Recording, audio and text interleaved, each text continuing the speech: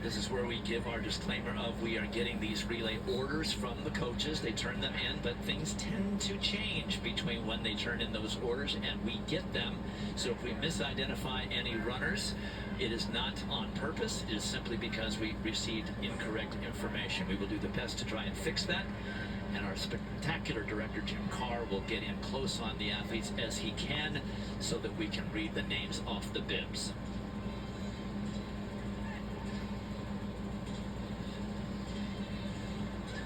Lane 9 is a scratch. Harvard not showing up for this heat.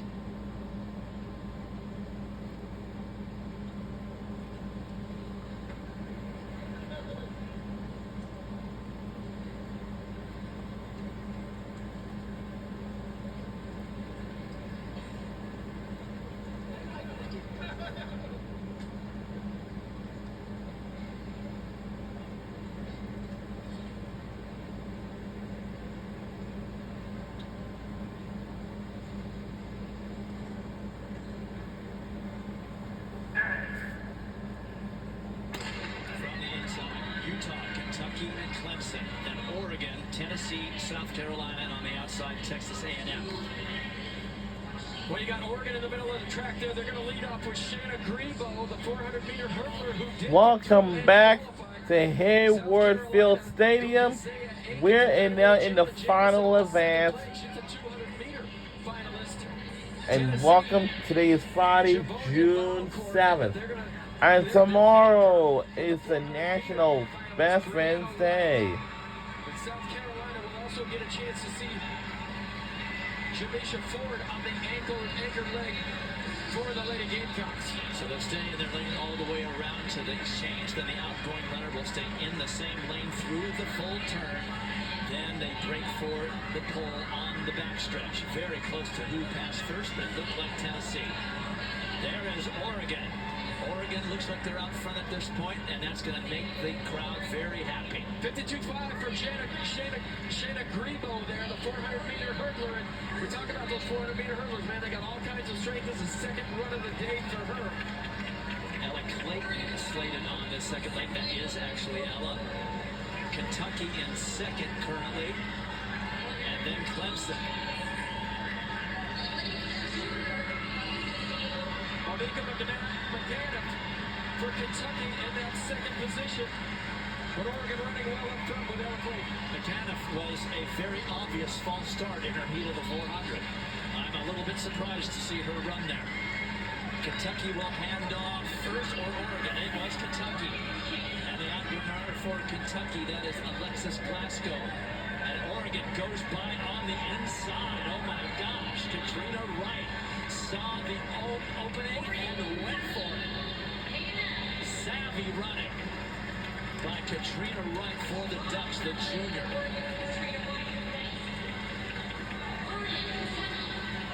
Well, and she is motoring right there at the 200-meter mark, not holding anything back. Let's see how she finishes here. They're going to get a move by Tennessee from third to second. Tennessee definitely making a huge move here. That is DeJour Miles, the senior, putting the Volunteers in second place. Kentucky is doing the swim and fading badly. And Tennessee all the way up to exchanging the baton first. No, Oregon keeps the lead with Shania Hall on the anchor for the Ducks. Remember, the first two over the finish line automatically qualifying through to Saturday's final. 51.7 for Katrina Wright there, the Oregon Ducks, the junior. Shania Hall, well, remember, she led off the Ducks in that 4x100-meter relay. Yeah, Jamisha Ford now for South Carolina is going to run the Gamecocks right into this thing, right past Oregon. That will make the crowd sad. Well, Jamisha Ford, she's run some fantastic 400-meter legs on the relays. 50 seconds flat a couple times this season. And look at her go. She's in the 200-meter final, and she's getting her second run of the day in. Just a freshman.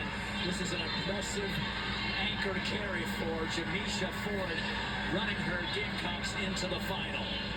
Oregon ends up fourth. 49.7 for the freshman. What can't she do? There's the winning time for South Carolina, and it was Tennessee finishing second. They automatically qualify. Just quick over to Dan. Just quickly over to Dan for women's javelin. Well, fireworks here in the women's javelin before the sun went down. This is Anna Davidson, the junior from Texas A&M. This is her first attempt. She would throw it just shy of 200 feet. She was the NCAA runner-up last year. She was the SEC champion the last 2 seasons. But people have been talking all season long about the javelin throwers from Nebraska. And here's Rima Otibor, the senior from Nebraska, the defending champion in the 5th round. She would go huge. Look at her come straight up the gut, second at the Pan American Games. The defending champion in 2023's number. She takes over the number 5 throw in the world, and in the 5th round, 210 feet, 7 inches. New personal best, new meet record, new collegiate record, and she's inconsolable right there. But this is what the Nebraska Cornhuskers have done all season long. Congratulations to Rima Otibor of Nebraska. All right, huge throw on the women's javelin. Here are the results from that first of 3 heats in the 4x400 relay. That young lady, freshman Jamisha Ford of South Carolina, ran her game times from about 4th place with 1 lap remaining all the way to the victory in 3:27.10. They have run 3:25.02. Again, we on ESPN2 qualifying spot as we're getting ready now from yesterday's and that's all today's events. In the middle of the track at the Tigers of LSU. They've run the number 5 time in the country this year for collegiates, and just outside of them will be Georgia. This is a big stadium in Eugene, Oregon. There is Shania Bellamy. And welcome again. Today is Friday, June 7th, 2024. She didn't get through the 100-meter hurdles, and she was 9th in the 400-meter hurdles, and that is a tough place to be. I want to say, because this has been a good week of June 1st. I'm sorry, on the first week. And once we wrap up the first week of June, once we hit the week number 2, it will be my busiest week. Running that leg, and she wants to, because she is so team first. She wants to contribute in absolutely every way possible, especially with how significant the Tigers have those team aspirations to be. This is a big part of it right here, to position the relay in addition to her 800, of course. Well, just to the outside of LSU, Georgia goes. They'll start with Aaliyah Butler, go to Kimberly Harris, the senior. Kimberly Harris finished in 12th place in the 400 meters, didn't get through the qualifying. And really a little upsetting for Aaliyah Butler as well. Had run one of the fastest 400s of this season, right alongside with those Arkansas ladies, under 52nd, but she only finishes in 14th place today. So she'll be running with a little bit of chip on her shoulder. So like Kimberly Harris is going first. She looks like she's got a baton. Maybe we'll see Aaliyah Butler on that second leg. There's a little bit of a delay on the track, so let's take advantage of that and go back. All right, there is a delay on the track, so let's go on to women's pole vault. All right, Chloe Tinberg on her first attempt at 15.5 and a half. You saw her go clear on the last bar, but she would get another big time make, the 4-time Big Ten champ, 15.5 and a half. And look at the clearance here. Brush on the way up. Oh, barely a brush on the way down. This would be a meet record, a personal best.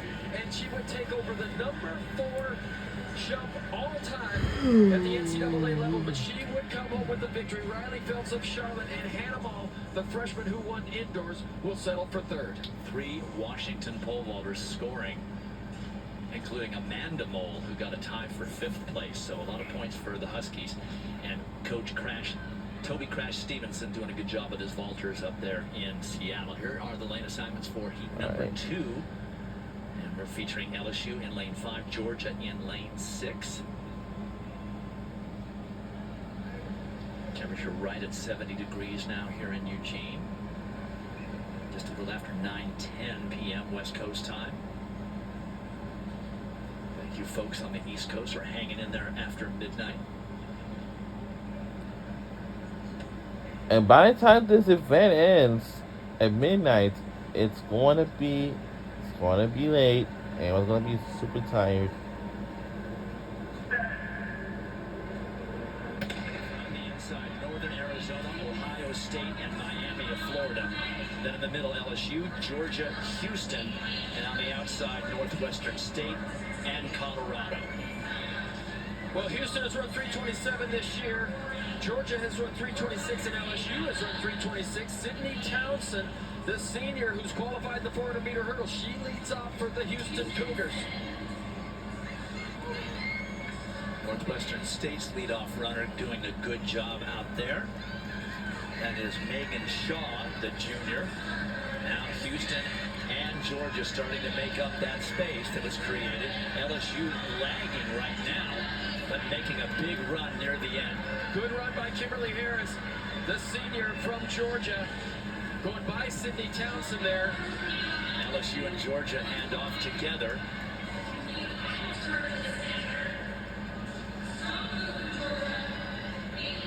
.51.7 for Georgia, 51.6 for LSU. So Georgia's going to take the pole position. Would rather see them run that tangent. No reason to run further distance. Georgia, LSU, Houston. That's Haley Tate for Georgia. Shania Bellamy goes for LSU, and for Houston, Iman Babineau. That's Northwestern State in 4th place, I believe. Ohio State, I should say. Okay, here they come down the finishing stretch and make the second handoff. Still Georgia, followed by LSU, and then Houston. Oh, very crowded, a lot of traffic there with the second handoff. For Georgia, that is Sydney Harris. For LSU, Michaela Rose getting a little speed work in after qualifying easily in the 800 meters earlier this afternoon. And Rose has run a 51-29 split on the 4x4 this season. Rose taking her LSU Tigers into the lead with 200 meters remaining. Also, Kellyanne Beckford, another 800 runner on this third leg, running for Houston, looking to get them right into that top 3. Well, Sydney Harris there, the younger sister of Kimberly Harris, who led off for the Georgia Bulldogs there, doing a good job to keep them in the mix here. Rose keeps LSU in the front for the final handoff. She'll hand off to Gariel White. And for Georgia, Dominique Mustin. 51-1 split from Michaela Rose to pull the Tigers into the lead going into this anchor leg. This is Gariel White for LSU, Dominique Mustin for Georgia. And guys, Dominique Mustin, high school teammates with Jaden Mays here from the University of Oregon at North Canyon in Phoenix, Arizona. LSU, Georgia, Houston. Houston not done yet. That is Michaela Mouton on anchor for the Wow, it's a 3-way tie. Into second place. Remember, the top 2 are automatic qualifiers, and she says, you know what, let's just win this thing. It'll be Houston winning the heat, followed by LSU. Georgia trying to hang on and run as quickly as they can because the time qualifier is absolutely on.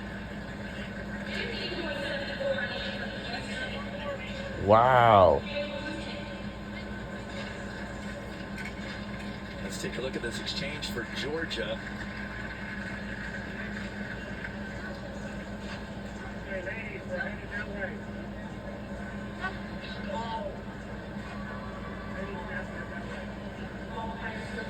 Well, that was a good run by Mouton there for the Houston Cougars. She finished 11th in the 400 meters, does not make the final, but she comes back with a vengeance. And she'll be running in the finals of the 4x4 2 days from now. Good run by Dominique Mustin as well. Let's look back on the first exchange for Georgia. There they are with the big G and the black singlet. Now watch what happens with the outgoing runner. She gets the baton. Her momentum takes her out to the outside lane. But no, she did not impede the outgoing runner for Houston. She did not gain an advantage. And unless there's a card that is thrown at the time by an official, or if a coach makes a protest, that should be okay. But we will stand by and wait to see if anything happens. So let's give you the results of that second heat, won by Houston, with LSU as the second automatic qualifier. But before we do that, there you go. And Georgia will have to wait to see if that's a time qualifier. Let's go back over to Dan for women's shot. Well, one of the most anticipated field events at these championships. The women's shot with this Jada Ross, the junior from Oregon. She's a championship record holder, over 65 feet, 65.7 and 3/4. On her second attempt, she would go 62.9 1/2. This is Gabby Morris now, the senior from Colorado State. On her third attempt, she was second at the Mountain West Conference this year. 61.2 and 3/4. She would spice things up in the third round. This is the Nebraska junior, Axelina Johansson, the defending champion, three-time Big Ten champ. Threw well at the Drake Relays this year on her third attempt, 59.10 1/4. But tonight belonged to the Oregon Duck, Jada Ross, the Pac-12 champion. She was fifth last year at the NCAA championships, the first collegiate athlete ever to throw over 20 meters. And on her final attempt, she would go a swan song, 64.2 1/2 on the sixth and final throw. She had the lead going in, and she would take the title. And she would bring home the gold for the Ducks. Jada Ross is Jada Boss. That's a great balance at the board just to keep herself from fouling on her big throw. She wins it over Gabby Morris and Axelina Johansson. As we go back for our last race of the night, there they are, the collegiate record-holding Arkansas Razorbacks. Set that record less than 2 little weeks race. ago. They are the defending champions. Juniors and seniors. They have enough 400-meter runners where they do not have to run this particular team. There they are celebrating at home on their own track at the West Regionals just 12 days ago, setting the collegiate record. That is better than 50.5 per carry. But they have the horses for it, that's for certain. They'll be starting in lane number 6. Just inside of them, it's the Longhorns of Texas. They were 4th at the NCAA Indoor. There's Amber Anning for the Razorbacks. She will anchor.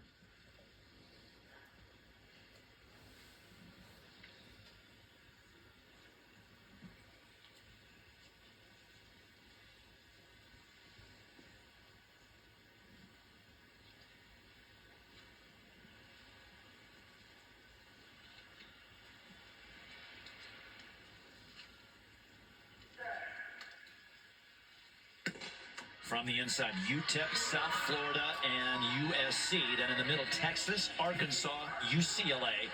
And on the outside, Penn and Stanford. Well, we know that Arkansas is just in another league, but Texas has gone 327 this season. Southern Cal has gone 327, UCLA 328, but Arkansas has so much depth. They lead off with Aaliyah Pyatt. Kaylin Brown usually runs in that spot, but then you will see Nikisha Price, Rosie Effiong, and Amber Anning. This is just speed work. There's no other reason for those three to run this race. They've got the horses to run other people and easily qualify. It's a second run, a conditioning run of the day, but Yemi John goes for USC. We didn't see her in any of the open events. But she's doing a good job for the Trojans, but it looks like Texas passes first, but followed by UCLA, and then Arkansas passing third. Aaliyah Pyatt goes 52.8, but watch out now. Nikisha Price is in there for the Lady Razorbacks. She owns the fastest time in the country this year, number 3 all-time on the 400-meter women's 400-meter list. And for Stanford, that's Roisin Willis, fresh off that personal best in the 800 to qualify on to Saturday, running a leg of the 4x4. Uh-oh, and USC drops the baton. And I didn't see any interference, even though obviously you want to blame somebody. But they are out. Arkansas now followed by Texas and the Bruins of UCLA in third.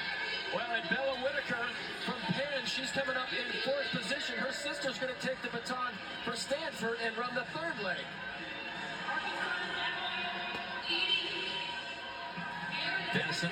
Madison White went ahead and went back, picked up the baton, and is trying to keep USC in the race, but just too much ground that's been given up with the quality of teams that are out there right now. 50.2 for Nikisha Price, and here goes Rosie Effiong. Jayla Garrett, the freshman for Texas, marking Arkansas closely. They're 1-2. That's what you want to be here today. Top two automatically qualifying. UCLA at least 10 meters back in third. Now look at Rosie Effiong close. She's got energy to burn. And the Brit, Amber Anning, will anchor for the Razorbacks, and for Texas, Dejanay Oakley on anchor. But Dejanay Oakley finished 14th in the 200 meters, so she will not be in the final. A leisurely 50.9 for Rosie Effiong on that third leg. And now Amber Anning all the way out there by herself. Just doesn't look like she's moving very quickly, though she is. Razorbacks just own this event, defending champions, collegiate record holders. 4 Arkansas Razorbacks in the 400-meter heats. They all got through for the final. Wouldn't be a surprise if they were to sweep it 1 through 4 on Saturday. And look at Dejanay Oakley, man. She's going to get Texas in to the final here. Arkansas crosses first, Texas second. UCLA hanging in there, hoping to get a time qualifier. 3:25.51 for the Razorbacks. Texas 3:27.79, just over their season best. The Bruins 3:30.26, and that is over the bubble. That will not be a time qualifier for UCLA. Well, here you see the first exchange. It's a 3-turn stagger. These staggers are really big. Good exchange there by Texas. Nikisha Price, good job. She looked like she got the baton in about third place. Nikisha Price is running pretty close here to the USC runner, but the USC runner just, Madison White, a freshman. She hit it on Nikisha Price's arm, but it didn't look like it was intentional, certainly. But here's Rosie Effiong getting the baton from Nikisha Price. I'm sure we will see some kind of a protest. No question. Joanna Hayes is a professional coach. She'll do what she needs to do. She's got to try and get her Trojans into the final. She will protest that.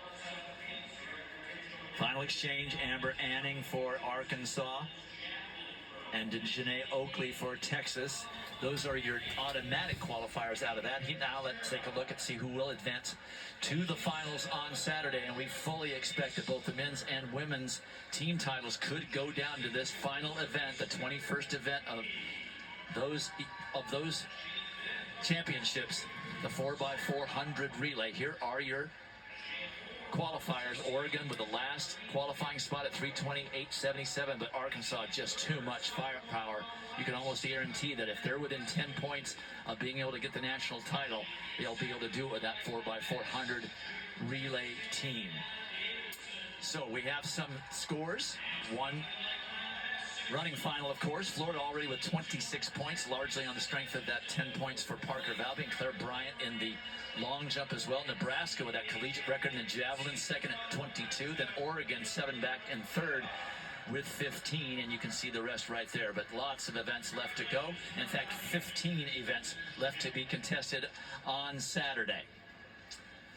So that wraps up preliminary days for the ladies from here at the NCAA Outdoor Track and Field Championships. Join us tomorrow for the men's finals to find out which team ends up 2024 NCAA Outdoor Champion. Coverage starts at 9 p.m. Eastern. And that'll do it. You can catch this exclusive field event streaming on ESPN Plus beginning at 4 p.m. For John Anderson, Lara Overton, Dan O'Brien, and our great statisticians, Tom Lewis and Rich Benoit. We couldn't do without them.